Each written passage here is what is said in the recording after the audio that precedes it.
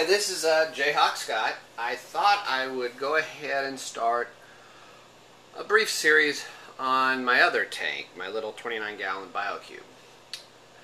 This tank was purchased, used, about 3 years ago, right before Hurricane Ike, with the thought that we live in the Houston area and actually much closer to the Galveston area, which is close to the Gulf of Mexico, and we were going to be directly impacted by Hurricane Ike, and we actually had 5.5 feet of water in our downstairs. So to say we were impacted would be an understatement. But anyway, so we bought this little Biocube with the thought that we could take some of the fish out of the main display and put them in this little Biocube up at the time, my girlfriend's place up in Houston.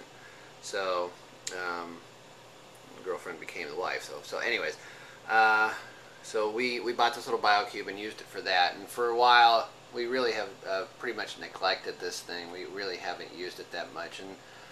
And in the last year or so, we set this thing up and are running this in my daughter's room. I have a little 2.5-year-old.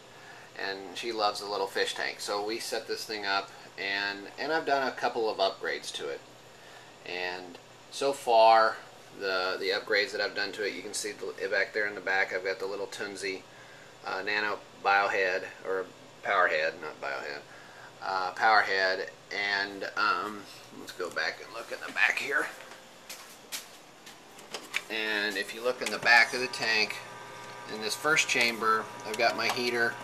And I've also got an Oceanic UV sterilizer back in there. In the second chamber, I have an in-tank media cartridge, or media tray. And in that, I'm running that filter pad. And then below that, I've got ChemiPure Elite is what I'm running. The next section is the Tunzi little protein skimmer, and then I also bought the intake collection cup here on the top. The following section has my line going in and out to my chiller, and I'm running that with a Quiet One pump down there in the bottom. And then on the last section over here, I've got my auto top-off line coming in, and I don't know if you can see down inside there, there's a float valve that is used by an autotopoff.com auto top-off system.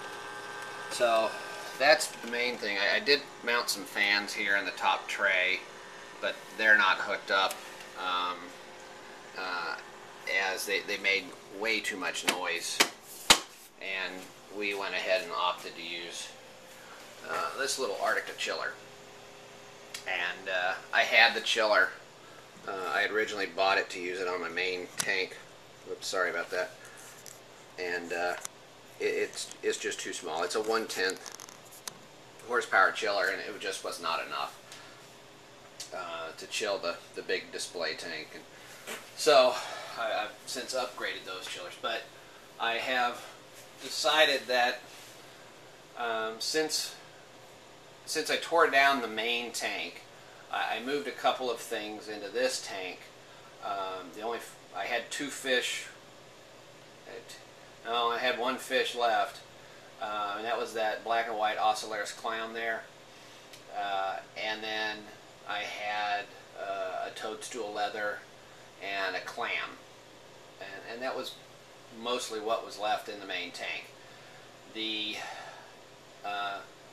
My wife added the little damselfish to this tank because they move around a lot, and my daughter actually really likes the fish moving around. So, but since moving the toadstool leathers back into this tank, I just don't think there's enough lighting with the standard power compacts that are in this tank.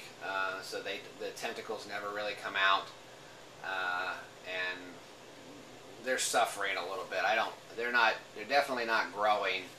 And there's 3 toadstools in here. One's lower. the smaller one that's up higher on the back right hand side up here is, you know, it looks better than the one that's down. Let's see if I can get my finger in. Right, there's one right there. That's a little one. It's not doing real well. And I think it's just all because of the lights. It's just got the standard power compacts in here. Right now I'm just running the 12K bulb. I'm not running the actinic bulb because that kicks the fans on and makes a lot of noise. So I'm not running that bulb right now. It does look a little better when both of them are running, but it just doesn't have enough light in it. So I have decided that I'm going to go ahead and upgrade the lighting fixture in this system, and I thought that I would go ahead and make a video series of that and see, because I've looked around at and I've seen some other people have done some lighting upgrades in a little biocubes, and they look dramatically better, and it doesn't, the cost to do a lighting upgrade on one of these biocubes isn't nearly as expensive as like my main display tank. That's going to be thousands of dollars, or at least $1,000, where this, you know, I can do for a couple $100.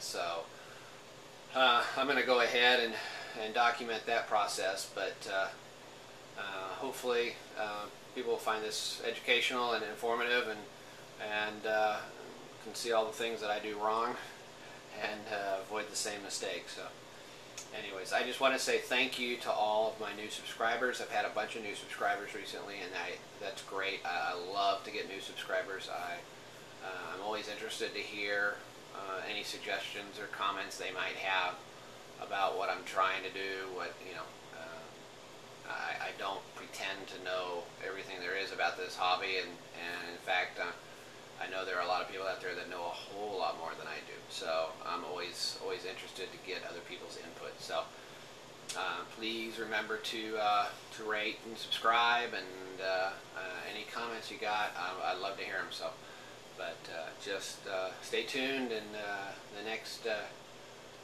video I have will be about the equipment that I've selected for my LED upgrade.